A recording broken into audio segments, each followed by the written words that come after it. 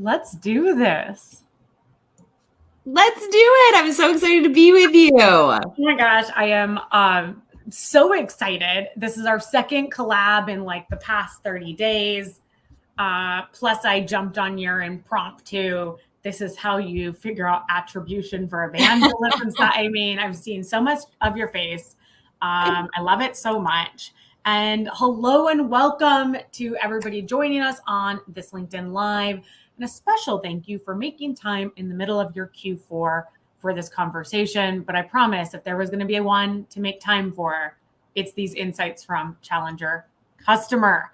As you're joining us, let us know where you're at in the book. Maybe you finished it. Maybe it was a reread. Maybe you ordered it with the best intentions, but haven't quite cracked it open yet. I get it.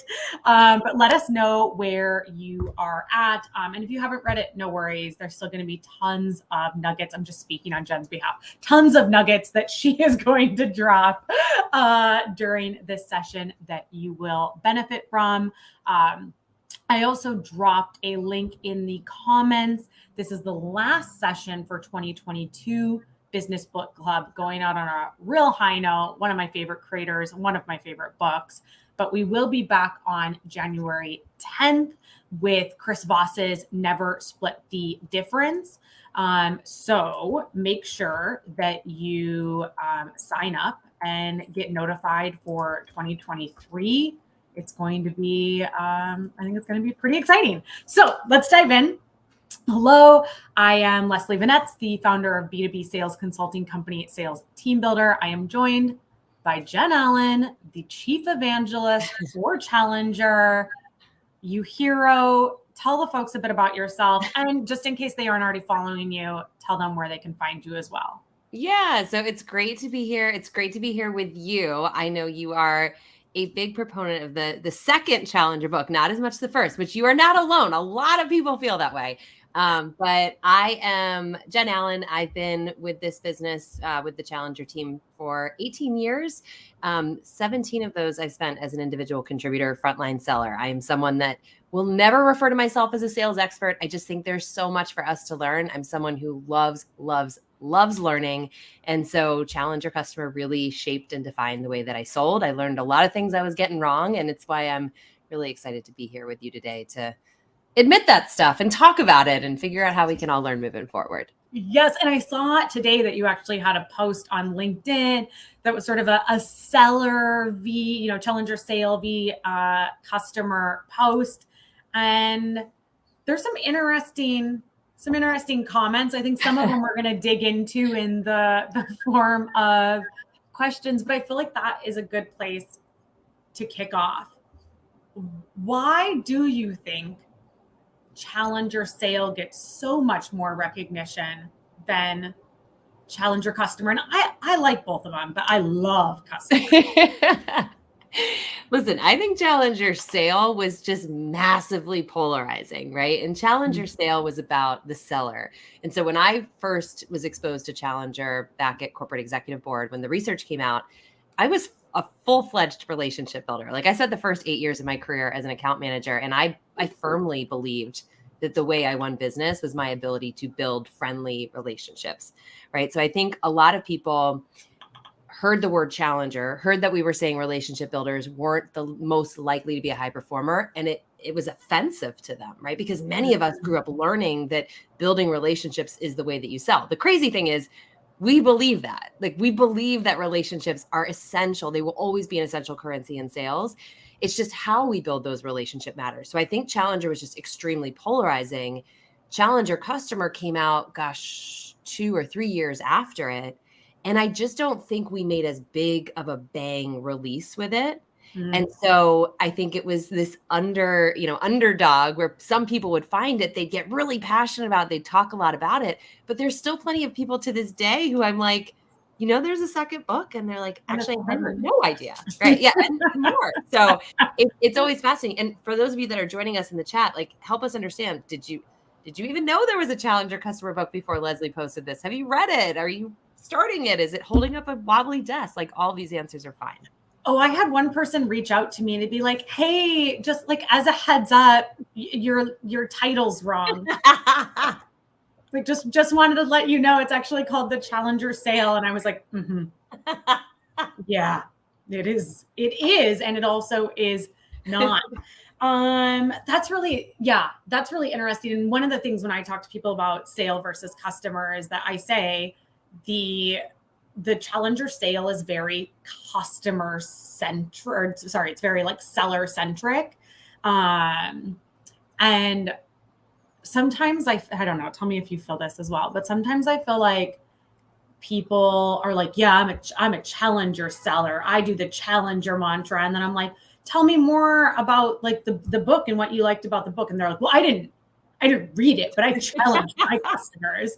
So I also feel like sometimes it gets a bad rap because people aren't, like you said, actually, they don't understand that you can be both a relationship seller and also challenge the selling process, the buying process in the right ways.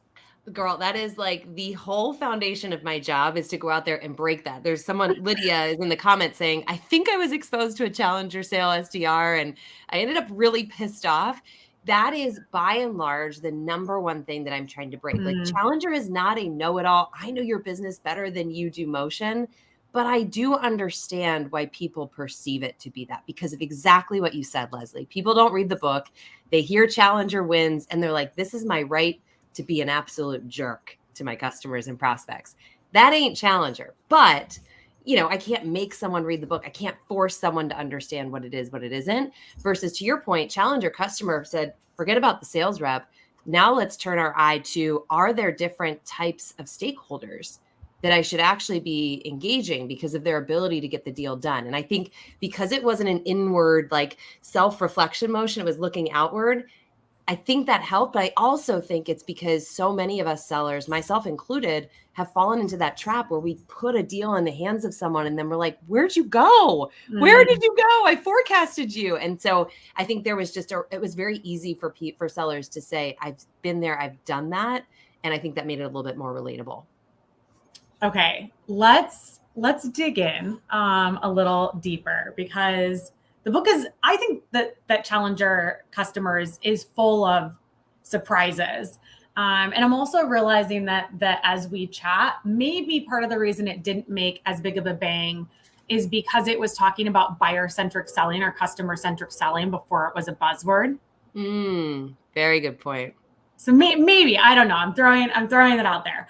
But when I read it, it kind of smacked me upside the head like multiple times as I was reading it. And one of the very first statements, like a page 1 statement, is there's strong evidence that today's customers are less willing than ever before to actually pay for value, even when they perceive it, even when they see it. What's that all about?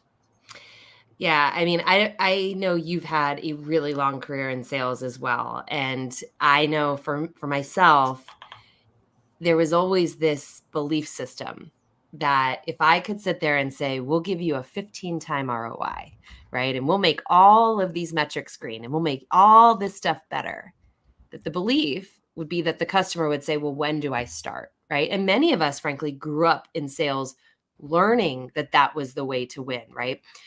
But I think when we reflect on our own behavior as humans, and again, I'll own up to this, we make stupid decisions all day long, right? I'll look at, this is an example I talk about a lot. Last year, things got busy. COVID was still a thing. Not that it's not, but like COVID was really popular. So when we had to go to the gym, you had to wear a mask. And so between work being busy and having to work out in a mask, which I already struggled to be on the treadmill, I was like, you know what? I'm not going to keep setting my alarm for 6 a.m. Like, I'm just not going to go. And I had no intention to make it like a very long hiatus from the gym, but every day I kept waking up and I was like, I'm not dead. I'm fine. Maybe my pants don't fit as much as I'd like. Maybe I'm a little bit more anxiety than I'd like. But at the same time, I'm reading all of these reputable studies when COVID was really a big problem that were saying it's so important right now to work out. And they were reputable, like, you know, very well-known institutions saying it. But I'm looking at it, I'm acknowledging that I agree with it, and I'm still not changing my behavior. And the reality is we bring those same behaviors into the way that we buy. So if I had gone to the doctor during that time and the doctor said, Jen, you're going to have a heart attack if you don't go to the gym, all of a sudden now there's a cost to my behavior. So long way of saying it helped us understand that these very stupid decisions we make as humans, there aren't exceptions to that rule in buying. ROI is not the ticket to get customers to say, I want to buy. It is helpful at a certain point, but it doesn't necessarily mean that a customer will buy. Ooh, yeah. Something that I talk about a lot with my clients, and something I even have to, I find, bring myself back to basics on and challenge myself on, is framing things in terms of pain or cost of inaction instead of gain. But it's not or at least for me, it's not an intuitive way of thinking and communicating. So it's something I really have to like put the effort and intention behind framing outreach or framing my solutions in that way. That's it. And I think the other problem, Leslie, is when you look at the collateral we get, the training we get, the messages we hear, go to any freaking website and it's just like ROI, we help you do this better, we help you do this faster. Yeah. And so when we are surrounded by that message, of course, that's the path we're going to take as sellers, because that feels like the right thing to say. So I love the way you talk about it. It really is rewiring the way that we look at a business problem and talk about the cost of the problem versus the upside of doing something about it. Yeah. Our friend, Jenny Anderson, actually had a post a couple of weeks ago because she's in a new role. She's, evaluating tech stack for her new role. And it was along the lines of, I visited 100 websites over the past month, and I don't know what 99 of you do. And that's so, it's like, we have the best synergy to 10 times that. And it's like, what the does that even mean? That's so funny.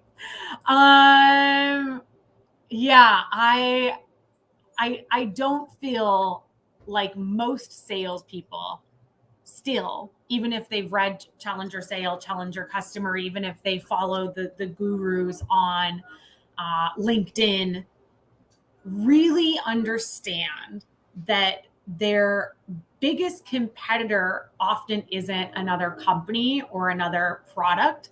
Like, their biggest competitor is the status quo. It's getting people to understand the cost of inaction, and then it's getting organizations to buy effectively.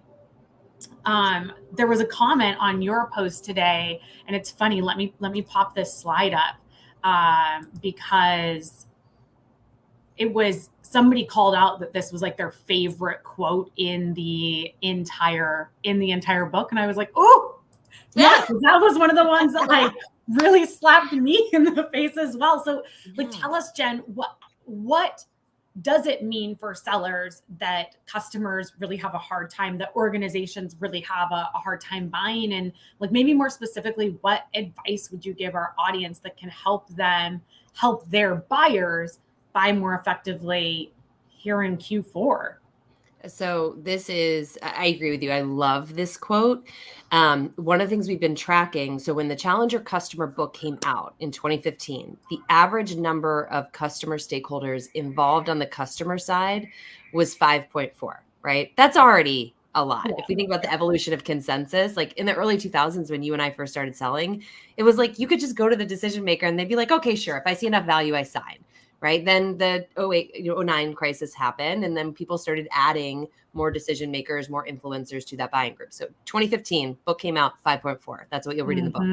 By 2020, that number jumped to 11.2. So now we think about a customer's inability to buy and inability to decide.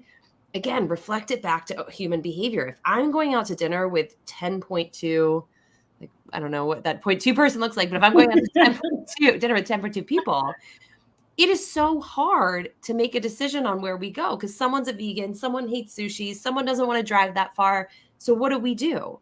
We go back to the place we went to last time or the place we went to the time before, because we know that maybe I'm not super excited about it, but I know we all went there before and we all said yes. So let's just do that. Easier. Right? And that's exactly it. It's easier to stick with the devil we know, even if it's not really what we want. And so when you look at the skills required for sellers to be successful today, I mean, 2020 was when we tracked, it was 11.2. I think we can all agree the number is probably up from there. We just haven't studied it. So now as a seller, I've got to get all of these different people to agree on the problem, let alone the solution, let alone the supplier. I got to get them to say, is it new logo acquisition? Is it customer retention? Is it ARR? Like, what are we even solving for? And I think you and I probably, I mean, I for sure, I'm sure you have too, have sat on these calls where you, in 5 minutes, you're like, nobody on this call actually agrees with what we should be solving. So that's a whole new skill that we as sellers have to bring. I can't solve that by a demo or a value proposition. I have to solve that through being really, really savvy at facilitating that discussion and helping them arrive at their own, problem with my assistance.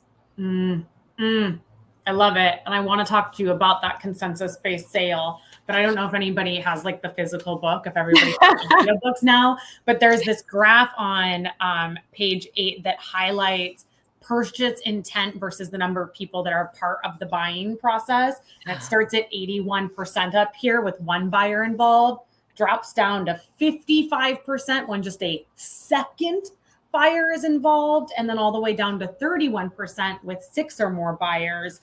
I mean, I consistently see 8+. It sounds like the data is saying 10.2.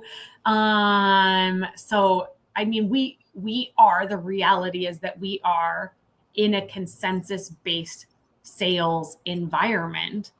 So how do star sellers win that consensus-based sale? Okay, so there's 2 big things. And this, again, I wish I could sit here and say like, oh, I knew to do these things. I didn't. I learned to do these things because Challenger Customer taught me to. So thing number 1 is, first and foremost, we have to identify, am I talking to the right person? Now, am I talking to the right person 15 years ago meant, am I talking to someone with a C in their title? That advice is actually still very, very common today. I'm sure you hear it. I hear it all the time. But just because someone has a C in their title does not mean that they will mobilize your deal forward. It is absolutely helpful to have the decision maker on your side and involved. Yeah. But I talk to plenty of companies who say, look, the decision maker, when they get outreach, they drop it down in the organization, right? And they're looking to see, does this person, does this problem, does this solution have widespread support from my team? And the reason they do that is because if something goes wrong, they don't want to be the guy or gal that has their neck on the line saying, well, it was Jane's decision to buy it, right? Jane wants to sit there and say, we all agreed. This was all of it. So it's a risk mitigation strategy. Or I'd imagine be the leader that's like, this is what you're going to use. Like, nobody wants to be that type of leader. No, it's icky. It's totally icky. So that part of it is that. So, right. So if I'm looking for the quote unquote right buyer, what Challenger Customer taught me is there's actually 7 different types of stakeholders. But it has nothing to do with role, tenure, seniority, which was, again, way different than what I had learned growing up in sales. Yeah. Essentially, what the Challenger Customer taught me is there's a set of stakeholders that we refer to as talkers. Now, I have lost so many deals to talkers because they show up like buddy, and they're like, let me open up, my jacket. I'll show you all the dirty laundry. And you think, oh man, this is such good insight. I'm learning so much. Clearly they want to work with me. If they're telling me this much, they'll take all of our calls. But then the second it is time for them to mobilize that consensus, all of a sudden canceled call. All of a sudden we got to kick it out a week, and that week becomes a month. Right. And I still, to this day, I will fall victim to it, look back and be like, oh, Jen, you knew better. So you've got talkers, right? Then you've got mobilizers, who are actually people at face value that may present as extremely skeptical. But they do that because they do not let everybody through the door. And so it really opened my eyes to, if I can win over a skeptic, not someone who's pro status quo, but someone who asks really hard questions in response to my insight, that tells me that they're not letting anybody through the door that they want. So if that person, let's call him Mark then goes back to the buying group and says, hey, I want to bring in Jen. They're all like, you never bring in people. So if they pass your vet, clearly there's something there. And so a skeptic, right, at face value may not seem like someone that would be pro our solution. They're just asking hard questions because they're going to make sure if they put their political capital on the line, you don't do them dirty. So the whole notion of mobilizing versus talkers and then blockers who are just pro status quo and how to navigate that really helped me understand why there would be times where I would feel like, hey, I'm saying the right message, I'm sizing the cost of an action, and my deal's dying. Why is that? Oof, it's so true. And I feel like some salespeople out there like just have a knack for finding talkers. Yeah. I just, Nice people talking to nice people, getting nothing yeah, done. yeah, it's so true. And I do have to say, one very actionable tip that has helped me a lot in the context of these 7 personas is multi-threading. Because it's giving you that greater access to still be in front of the C-suite if that's important to your sale, but also be in front of those direct reports to the C-suite or the other influencers so that you have a bigger map of the account, but you also have a much higher probability of identifying that mobilizer. And so something that because I feel like people are on the, like, kudos to Challenger. People are using the language, right? So we're now in sales conversations talking about finding the mobilizer. But, and tell me what you think about this. I feel like finding the mobilizer is maybe like 10% of the work. Like, I mean, conversations with mobilizers can be like downright terrifying for sales pros because, to your point, they might ask those harder questions. They might be more skeptical. And one of the statements, I think I have a slide because it's just like too funny. I mean, one of the statements that the book makes is, because once you've found a mobilizer, it requires being more than a good talking brochure. Like, you have to have that deep understanding of your customers' challenges. You have to be able to answer those tough questions and have a meaningful conversation. And I don't think that that's the standard. I think that's still the exception.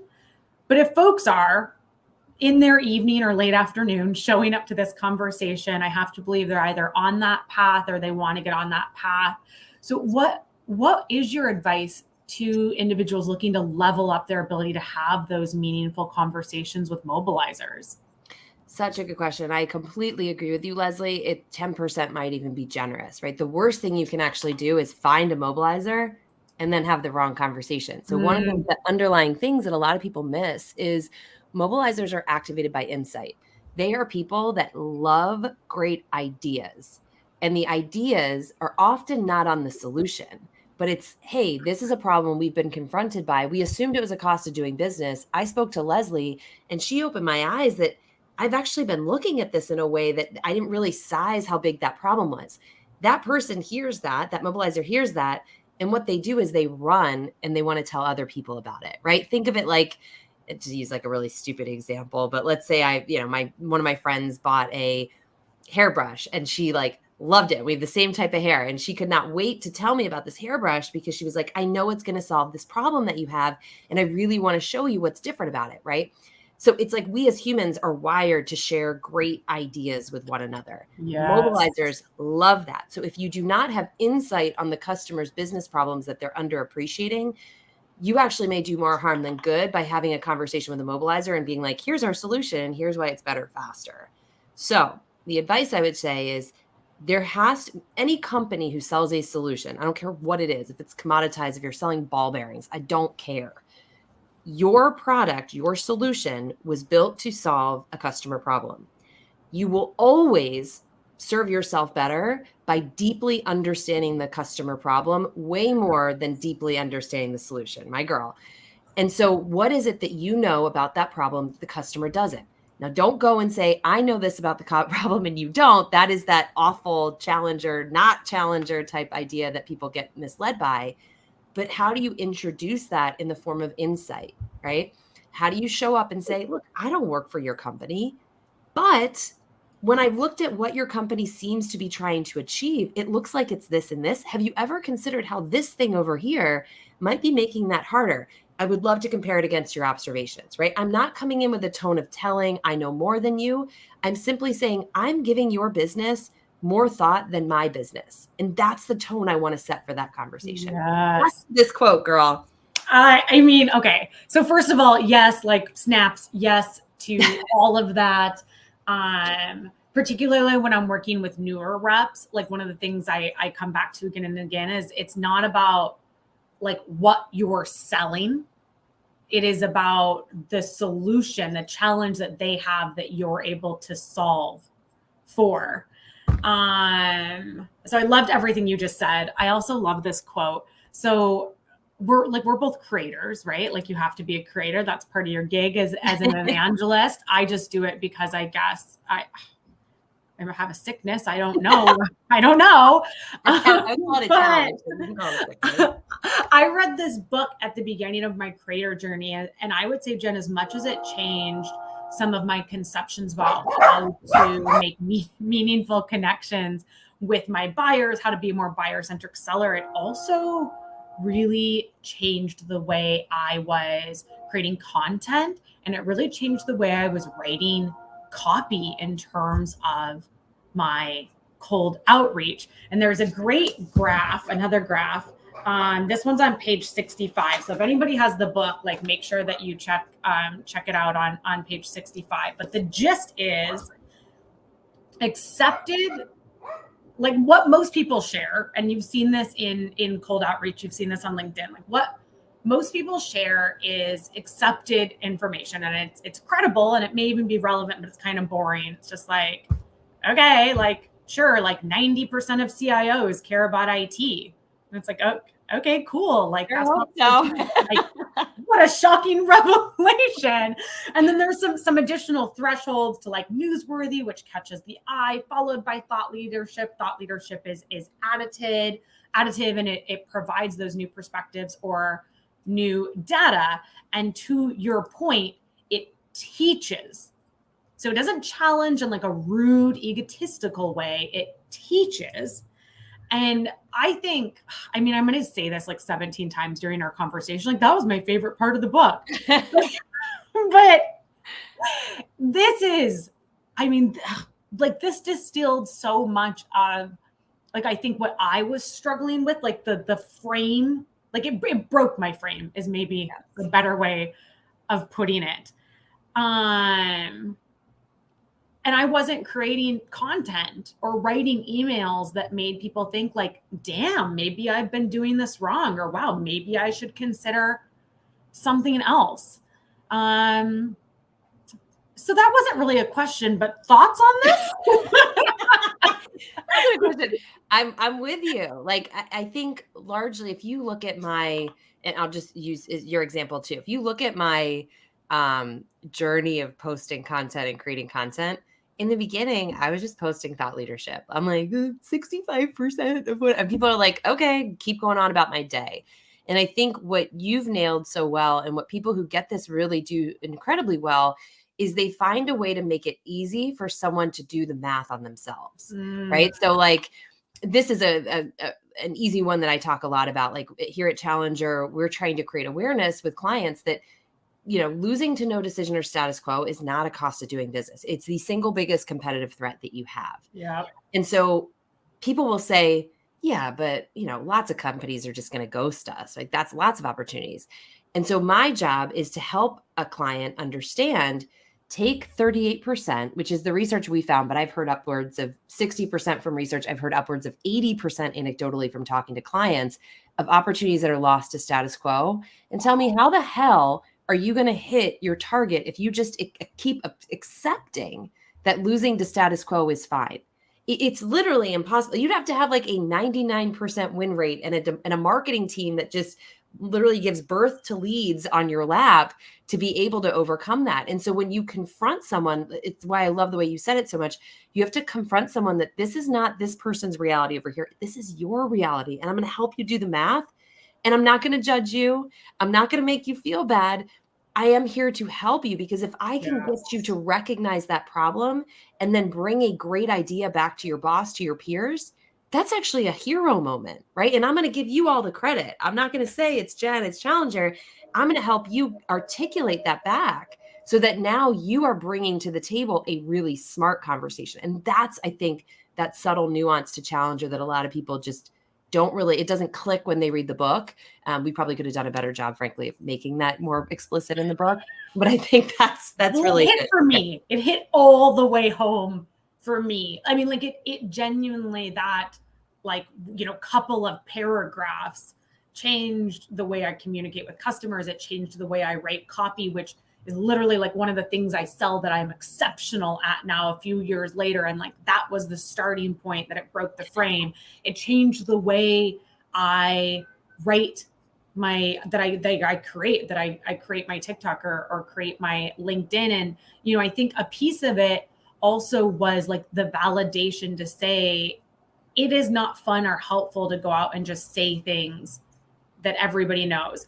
And yes, the impressions and the likes and the comments on LinkedIn might send a different message because that is the content that blows up. But like, that's not the content I'm here to create. And if you want to be a company or a rep that catches the attention of your best prospects, like you don't want the clickable content. You want the content that makes people stop in their tracks and have that kind of aha moment. Exactly it, right? Like I don't get paid, and I don't think many people get paid for likes and comments. I get paid for that person showing up in my DM saying, shit, you really made me feel uncomfortable. And I want to figure out, am I off in my assumptions of how good or not good we are at this? Like it's that moment of discomfort. That's the thing. When we go back to that example, right? Me going to the doctor, if the doctor said you're at risk for a heart attack, that's a moment of discomfort. That discomfort begets change. Comfort, which is status quo, no decision, right? We get nothing. Nobody gets paid for that. And so it's like we have to intentionally seek it. We have to be comfortable making that uncomfortable moment, knowing that we're not going to leave that person high and dry. Like we don't want to teach into the ocean. But I think it's a really good point and something that you're right. Like I could sit here and post all day that like, hey, hard work is the way to win and people might like it and repost it, but it's not helping anybody, right? Well, first you'd have to post it on Twitter and then take a Twitter screenshot and then repost it on LinkedIn and then Jen, you really exactly beyond something. And so something I say all the time is because I talk a lot about people pushing gently against their boundaries. And I think that is something I see the best sales reps, those consistent top performers do over and over again. But when I think about challenger, like sort of what I'll say right after that is, push against your boundaries. It should be uncomfortable, but it should never feel icky. And I feel like that applies to challenger as well. Like we shouldn't feel icky and feel like we're being rude and mean and picking on our customers. But it might feel a little bit uncomfortable to call you up and be like, hey, I'm thinking of this in a totally different way than you're thinking about this. Let me share why. Let me see if this is, a piece of not insight, but thought leadership that would allow you to be the hero of the story inside your own organization. 1,000,000%. And if you could just put that on repeat and blare it out into the universe, that would be amazing. So I don't have to tell people this much. But here's so there's so one of the other things the Challenger customer did is it got way more into the marketing side of things. And there's a framework that they talked about, which is spark, introduce, confront, right? So spark is that little tidbit that makes someone sit back and say, I'm skeptical, right? Like, I don't look at the world this way. I'm skeptical. Introduce is where we're then saying, let me introduce that in greater detail. I'm not going to give you a 40-page white paper off the bat because you ain't going to read it. I got to spark your interest first, and then I can go deeper. And then confront is saying, now I'm going to help you do the math on your approach, right? So when people say, challengers just for sales or marketing can't come up with insights, all of this stuff, that to me is an excuse. Like, it more often than not is marketing comes from a belief system that the reason people buy is because we have a better product, because they've been told to believe that, right? No hate on marketing, but this is where when sales and marketing really align, which is what Challenger Customer largely was about, you have the opportunity to make it so that marketing is priming the pump for the type of insight-led conversations you want sales to be having. But if marketing is only creating content that's like, we're the number one, or here's where we sit on the magic quadrant, it's really hard for me as a seller to then go into that conversation and then try to back them up away from the solution. So I think that's another big thing that the customer did that the Challenger sale didn't. The book I did like either last month or the month before was Jill Conrath's Snap Spin. Yep, Snap. And she had a chart in the middle of the book-ish that was like words you just need to remove because they don't mean anything. And it was just like a list of every marketing word ever, like best of breed, top of the, and I was like, oh my gosh, there were a couple in there that were I felt a little called out.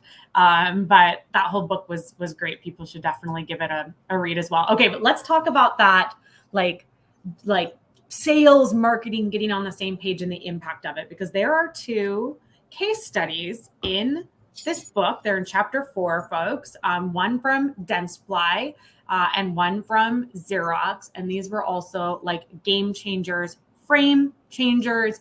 I think like I always have more of a natural tendency towards buyer-centric selling because I'm a curious person.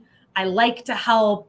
And I'll just call a spade a spade. I'm not a big relationship builder. I'm like net new logo till I die.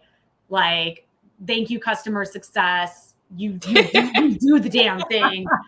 I'm gonna be over here getting new people. So I'm a buyer-centric seller. I'm curious. I'm helpful, but like I don't want to. That's just not what I get off on professionally. Yeah. But these 2 case studies were absolutely exceptional. Maybe I'll give us a little summary, or maybe like which one was your favorite, or a couple ideas about how we can use these examples to truly get inside of our customers' minds. Yes. So I love that you label it as buyer-centric selling, because I'll pick Xerox. Xerox for me is when Challenger really started to click, because I need to hear the story. Like, I can look at the theory, I can look at the skills, but I'm like, what does it sound like?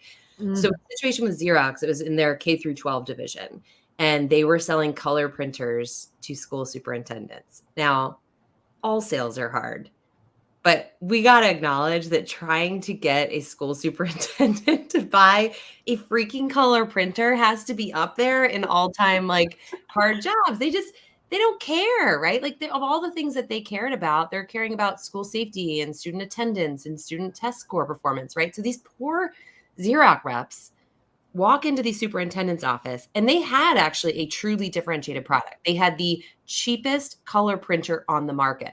So that's what they led with. Marketing said, go tell everybody about it. So this poor rep walked into the superintendent's office and said, I see you've got a black and white printer over there. We've got the cheapest color printer on the market.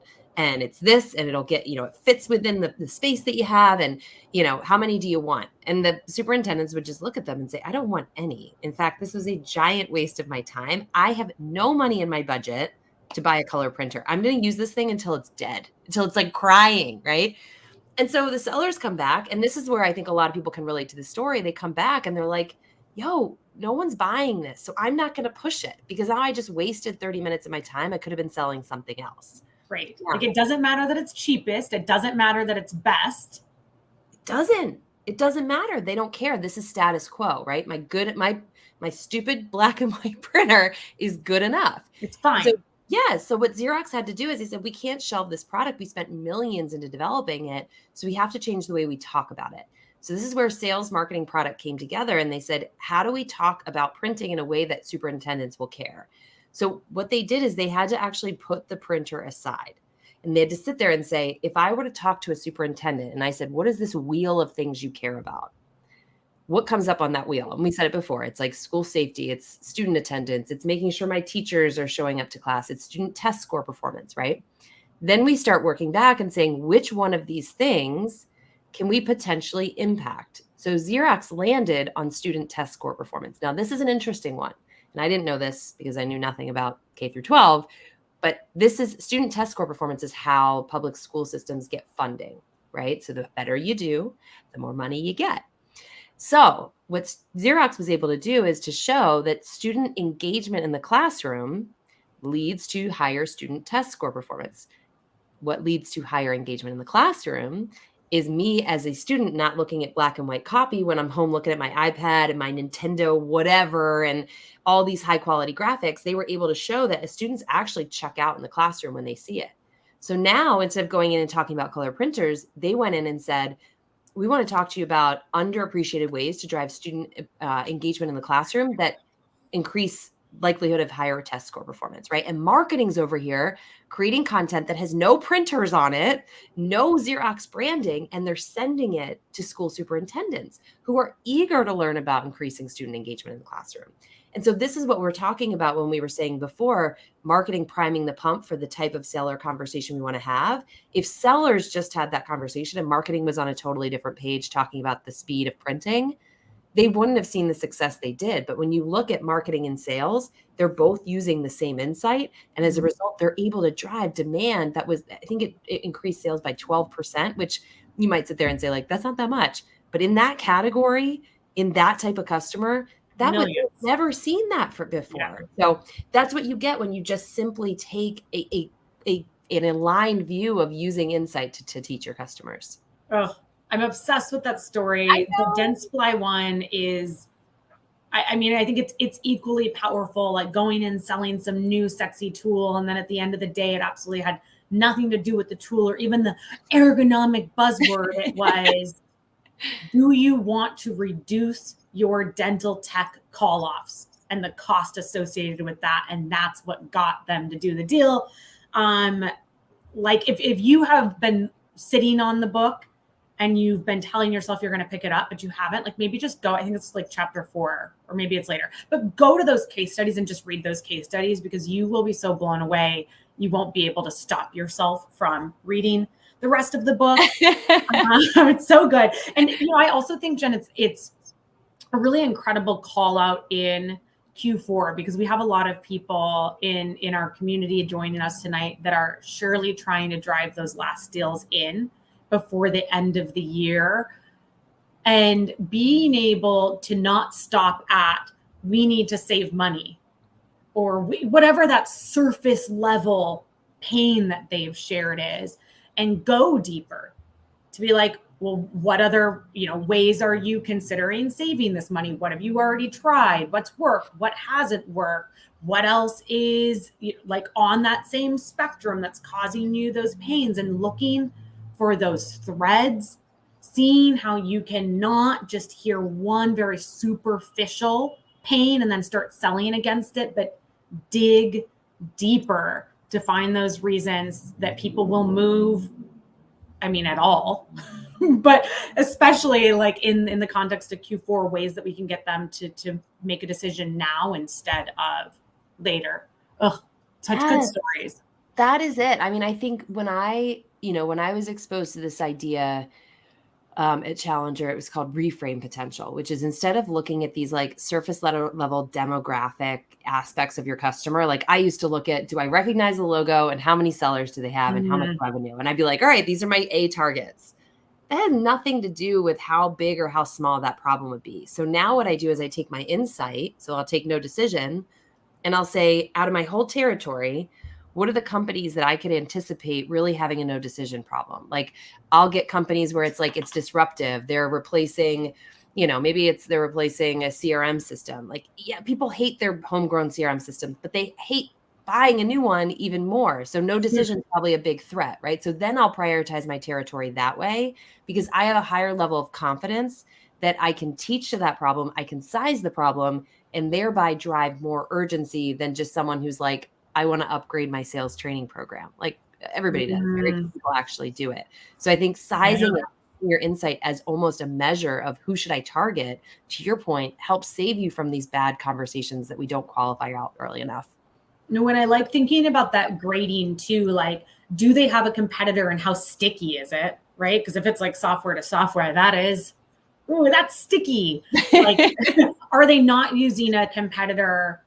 Or like maybe they're definitely rolling off their contract with a competitor. That's pretty exciting, because then you know that they already have resourced against it. They understand the problem, the solve for. Oh, I like that grading. Yeah. So here's where I say another favorite thing about the book. Okay. You're just like making me smile. I didn't write it, but I'm like, for some reason, I'm taking compliments. You're like, thank you. Okay, we're only like 2/3 of the way through the actual book in our discussion, and I knew this was going to happen, because I knew you were going to have so many just absolute gems to share, and I knew that the moment we started having a conversation, it was going to be a good one.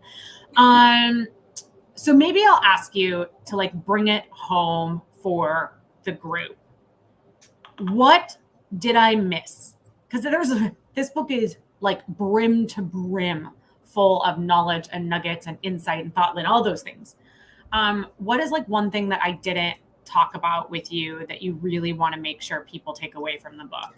Look, honestly, Leslie, I would tell you if I thought there was something you missed, because that's the challenger in me, but I don't think you did. I think to me, those were the key things that really shaped how I went to market and how I approached my sales conversation. The thing I just want to double down on is don't start by trying to find mobilizers if you don't have an insight. You will do more harm than good, right? So this is not a knock against another sales methodology, but many sales methodologies will teach go find the decision maker, right? In my opinion, there's nothing worse you can do than get the right person on the phone and say the wrong thing. So if you are sitting here saying, I don't know that I can do the math on the cost of an action. I don't know that I'm not like relying too heavily on ROI. I don't know that I'm not using better, faster, and all my, like, just start there and put the other stuff on hold, because once you nail that message, once you nail that insight, the way that you talked about it, then you can go out and just create havoc and find the right people, but make sure you're doing it in the right order. Otherwise you do more damage than good. That's the only thing I would double down on. I mean, that is a good point. Don't race to get your mobilizers on the phone, and then when you get them on the phone, just do the blank stare. Probably gonna burn that lead. So let me ask you this on that point, because as I said, I think it's still the exception, not the rule, that folks are able to speak from a place of that deep understanding. And I get it. Like I'm an industry hopper. I have not like done a career in SaaS or done a career in finance. So pretty much every time I've had a new job, I've had to completely learn a new industry. So let's assume there's maybe somebody out there that's in that position and they're like, well, I want to fast track to be able to have those meaningful conversations. Do they talk to marketing? Do they talk to customer success? Do they research on their own? Do they like what are some like very tactical things they can do? So I'm going to get heat for this. I personally would not go talk to marketing. And now this is not true for all marketers, but many marketers are great at creative aspects and knowing channel preferences and things like that. And that is so important. But to me, I think we sit on this embarrassment of riches now. Like if we think back to, not to be like when we went to school, we had to march through the snow, but like we were potatoes in my pockets to keep me warm. If we think back to when we started selling, podcasts weren't a thing, right? Like webinars were rare, if ever. And now, if let's say I went and I started selling to cybersecurity, and by the way, I never would, more power to the ones that do. That is a tough audience. The first thing I would How did you get my number, Chris? Yeah. Okay. The first thing I would do is I would Google, whatever, CISO plus podcast. And I would start to look for the channels and the content where my target audience is learning from. So what are the podcasts they listen to? What are the webinars they listen to? What are the events they go to? What is the subject matter that is being discussed there? Not supplier-led events, but like associations and things like that. And my whole intent of doing that would be to really understand what are the things that they care about? What are the things they proactively talk about, so that I could then take that back to my manager. I could take it back to my client success team, which I agree, I think is actually a phenomenal place, and say, when I look up what CISOs are talking about, I keep hearing these 4 things. Can you help me understand what is the conventional wisdom about how they approach those 4 things? And where do we offer an alternative perspective? Because then I am taking what they're already talking about and I'm finding a way to add value to that conversation, instead of taking our solution, our marketing collateral, our stuff, and trying to force it down the throat of people who are like, I don't want to talk about that. So I think we all have to be really aware that there's so much free information out there. If we learn like our buyers learn, we start to talk in the language that they speak. And side benefit, it teaches us that a lot of the buzz speak and buzzwords that we get in our trainings, normal people don't talk like that. So you learn and observe how they talk and discuss. So that would be my approach. Yes. Like having spent my entire career selling to C-suite, they do not talk the way that those marketing channels talk. Like it's not. I think that is extra exceptional advice, because it also then sets people up for great success with social selling, because they already have figured out where the conversations are happening. And then when they're ready, they can join those conversations and engage in meaningful ways. One really easy way to figure out where those conversations are happening that I've used my entire career is to set up Google alerts They are free, folks. Fair warning, start with like 1 or 2, and then start with a cadence of only getting them in your inbox once a week. Otherwise it gets overwhelming. They become white noise. We don't action them. But it could be that exact search term that you said, like topic that we think our solution solves for, and then the title that you're maybe going after, and it will push you news, blogs, webinars, whatever. So if you're not using Google Alert, set up a Google Alert tonight. Do it tonight. That's a good, solid call to action. Okay, last question. What was your number one aha moment? And you can't pull the same bullshit I did and say that every single thing was your favorite. What was your actual favorite? Like the one thing that stopped you in your tracks when you first read the book? It's a hard question, but I'm going to give you a single answer because I'm a rule follower. I think for me, it had to be understanding that talkers are like key to losing a deal. Yeah. And I think it goes back to, again, my natural disposition was one of relationship builder because I grew up in account management, and I was taught very early on, people love an account manager who's always accessible and really friendly and really nice. And so I looked for people who behaved that way on the customer side. And I'm telling you, when I read this and I looked at my deals that I lost, it was uncanny how many of them I was like, that's a talker, that's a talker, that's a talker. And I didn't look at the world like that. So for me, knowing what a talker was, learning how bad they are for deals, and then getting comfortable embracing skeptics and recognizing is they're not attacking me. They're not being difficult. They're buying like I would probably buy. Like I wouldn't buy a car and be like, well, it looks good. I guess I'll give you my money. Like I would ask questions. And so that thing is okay, and not to be scared of it and to really lean into it. So that would probably be my big takeaway. That's a good one. Particularly with just a couple of days left in the year, go through your pipeline. Are you talking to talkers? And maybe deprioritize those and instead prioritize some tougher conversations where it is like a stickier, it's going to be a stickier move for them to transition to your product, or the status quo. They're really rooted in it. You are the best. You are. I adore you. Thank you, everybody that took time out of your afternoon, evening, out of your Q4 to join us. The link is in the comments to sign up for notifications about the 2023 Business Book Club.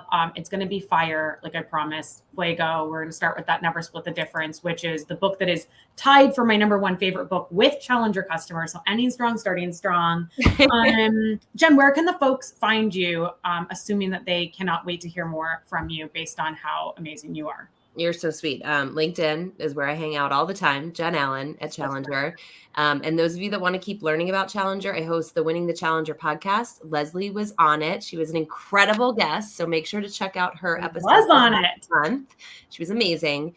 And basically what we're doing is we're taking the theory of Challenger and then saying, well, how do you apply it to these jobs to be done? Like negotiation, mutual action plans, discovery, so on and so forth. So if you've been a fan of the theory, but say, it's kind of hard to execute on it, that's what the whole podcast is about. So I hope you'll tune in. Yes, I love it so much. Thank you again to everybody. Thank you, Jen. We'll do this again soon. Yes. Night, team.